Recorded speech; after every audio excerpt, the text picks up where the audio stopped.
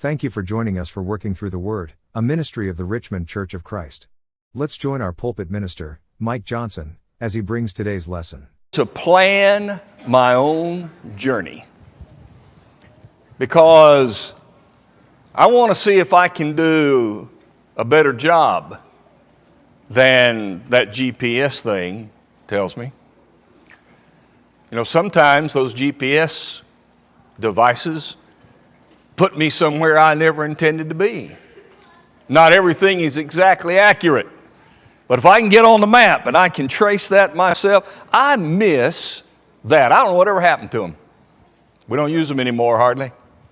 I think it's sad. But if you use a map or if you use a GPS, there's one reason why you're doing it. You don't know where you're going, and you want to be sure that you get there. Our theme this year is Climb the Mountain.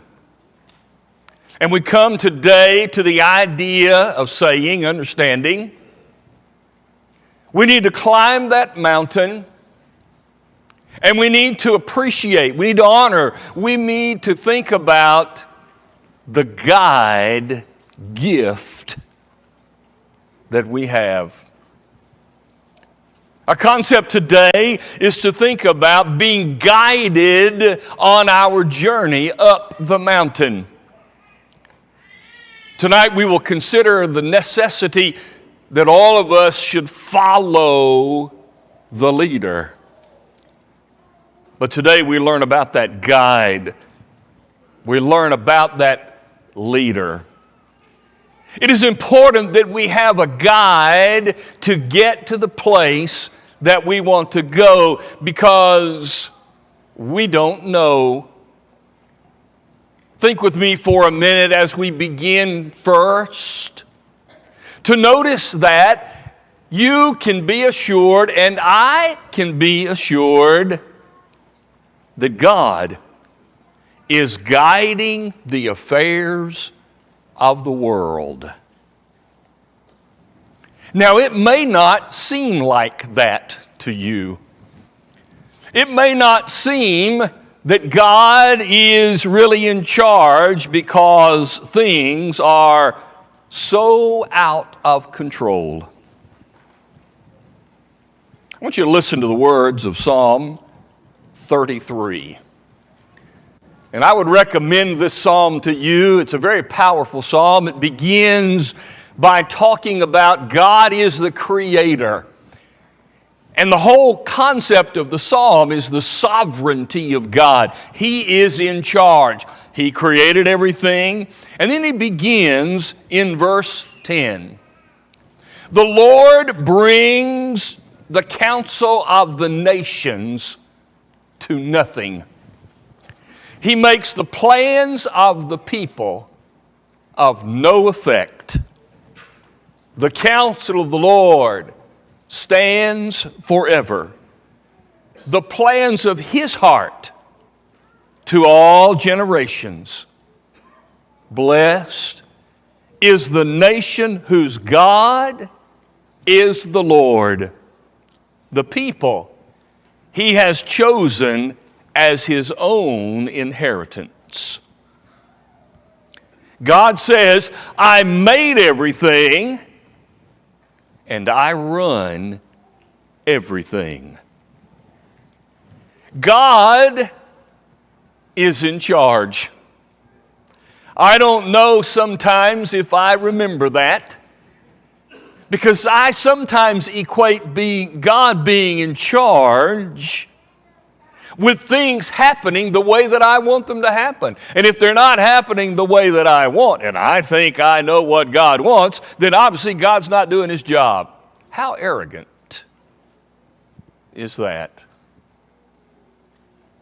This psalm goes on to talk about God is watching, he is looking, he sees everything. And he says, I don't care what king there is, the army is not going to save him if I don't want it to be true. He can't deliver his own soul. Therefore the psalmist closes and says, our soul waits for the Lord.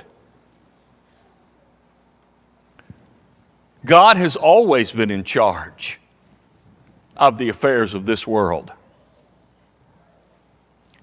In Genesis 6 through 8, God brought a flood that destroyed the entire world. That changed the affairs of the world. In Genesis 11, the people had banded together and were not following God's plan to spread out and to fill the world. And they wanted to build this great tower to their own glory. And God came down and confused all of their languages so they could not communicate. And they had to spread out and do what God said. God affected the affairs of the world. And throughout the Old Testament, we see that God raises up and brings down nations. In Jeremiah 18, Jeremiah is told by God, if any nation or kingdom that I choose to pluck up, to pull down, to destroy, changes its ways, I'll change my idea. And if any nation or kingdom that I choose to raise up and to settle, if they become evil, I'll change. God is in charge. Now the psalmist said, blessed is the nation whose God is the Lord. In context, notice what he's saying. He's talking about his people, Israel. Because the second part of that verse says, the people he has chosen as his inheritance. So he is saying, Israel is blessed because I chose them. But by the rest of that psalm that we considered, he's not confining that idea simply to Israel. He is talking to every nation that ever rises on this planet. And he says, blessed is the nation whose God is the Lord. I've heard the arguments that say Christians are separate from this world and we should not be involved in this world. It is even stated by some that they go so far as to say, because we are Christians, we should not even vote. Because we are Christians, we should not even run for a political office. Because we are Christians, we should not get involved in the affairs of this country. Let me ask a question. Do you think it is possible that God's governing of the affairs of the world and of any particular country are done through the agency of the people of that country? I think so. Didn't he raise up Esther in a foreign land? He did. Did he raise up Daniel in a foreign country? Yes. Wasn't Joseph given power in a world empire? Yes. God uses the people.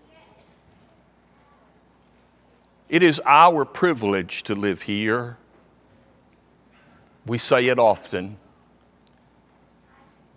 I know it is a privilege because there are so many people trying to get to this country. Name another country on this planet that people are in droves trying to get into. should we not then be concerned? If God is governing the affairs of this world and our country particularly, I acknowledge that, and you do too. But is it not our responsibility to honor our government? Romans 13, yes it is. And does that include my involvement in whatever way to influence by godly living that people do better in a country? Yes. Why then not? Would I be involved in helping to create the better country? Through voting, through being involved in lawmaking, through doing whatever I can, saying that God is using me as He manages the affairs of this world. As we climb the mountain, while we climb, remember, God is in charge. Number two, every single person needs a guide. The famous passage of Proverbs 22:6, train up a child in the way he should go when he's old. He won't depart from it. It is interesting to me that every time we use that passage, it seems like we talk about telling them about God. Certainly that's true. But I think this verse is giving a very basic fact. And the fact is, every person who comes into this world needs a guide. We need a guide for this physical world. No baby could survive without a guide in the form of a parent. Natural parent, adoptive parent, fostering parent, doesn't matter. It's still a parent guide. Every person who grows up into an adult needs a guide in the form of a teacher to help them learn anything. Is there one person in this room who has reached adulthood who would raise his or her hand and say, everything I learned on my own without the help of anybody else? Not a hand should rise. Because we can't get through this life without a guide to teach us the things that we need in this life. Not possible. And we all need a guide who will help us learn to be good citizens in a country through the guide of laws. Otherwise, chaos. So the Proverbs writer was right. He's saying, you need to train up a child for this world. They need good habits, training, ability to learn a job, to understand how to live in this country, to be the people in this world that they need to be. Needs a guide. But they certainly need a guide for the spiritual world. Proverbs writer said again in chapter 16 and verse 9, that the heart of man makes his plans, but God directs his steps. I think what he's saying is this: the heart of man left to itself will not do what God would have that heart do. The heart of man wants to go one way, but controlling that heart and letting God guide the steps is the sign of maturity. Because he would also say, the Proverbs writer in chapter 20 and verse 24, God makes plans for his steps. How can a man understand his way? How can we know where to go and what to do? We need a guide. We need a guide for this world, and we need a guide for the world that is to come. As we're climbing the mountain, we have been given the gift of a guide. Third, we come to the guide. We come to the one who is guiding us. Will you turn to the text of Luke chapter 1?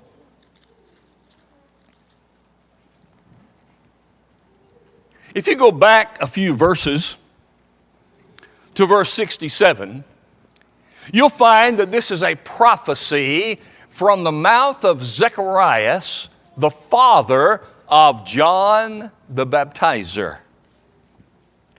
And God is speaking to John through his father, and he's telling him what his future will be. And I want you to notice, at the time he's telling him, at the time his father is blessing him, he is less than 6 months old. Now you think about that a minute. Do you know mothers and fathers who have talked to their children while they were still in the womb? I do. God had Zacharias talk to his son before he could even ascertain what was being said. God said through Zacharias to his son, verse 76, "You, child, will be called the prophet of the highest." You're going to lead the way. It's your job. You're going to prepare the way for the one who's coming, his cousin Jesus. And he is. And he did. And John preached. And John let the people know, look who's coming. Why did he do that? Because God said, you need a guide. You can't do it on your own. You need a guide because you have a problem. You see, man needs this guide. Romans 3, starting in verse 9 through 18, begins with these words, "There is none who does righteous, no, not one." He's not saying that no single person has ever done anything righteous. That's not what he's saying. He's saying, no one left on his own will be righteous enough for me. We need a guide. We need a guide because that text says we are hopeless. We don't have it within us to save ourselves. It cannot happen. We need a guide because we're hopeless. Number two, we need a guide because we're helpless. In Acts chapter 8, God sent Philip to chase down a chariot that was riding in the wilderness. God knew there was a man there that needed his attention because he was a seeking heart. The text tells us that this man, the eunuch, had been in Jerusalem worshiping the God that he believed in. He was a Jewish man, a converted Jewish man. And as he's going home, Philip tracked him down. And when he got to the chariot, The text says he heard him reading from the book of Isaiah. And Philip said, "Do you understand what you're reading?" And the eunuch responded, "How can I, unless someone help me?" That's us. God knows we need a guide. Because unless He helps us, we don't have a chance. So why do we need Him? What are we going to get from Him? 3 things this text says that we get. Number 1, we need God's guidance. We need the guidance of Jesus, who was coming after John the Baptizer, so that we would know about salvation. To give the knowledge of salvation to His people by the remission of their sins. How is this going to happen? Through the mercy of God, verse 78. And through the visitation of God, verse 78. All of mankind as a whole needs the guidance of Jesus, because without it, they would never know salvation. They would never have sins remitted. Number 2, without the guidance of Jesus, we would not know true light. The world is saying through its own lights that flash beautifully, "Look at this. Isn't this great?" But that's not true light. Verse 79, God says those people are still in darkness. They're still sitting under the shadow of death. The guide Jesus came to bring true light. I've heard about pure light.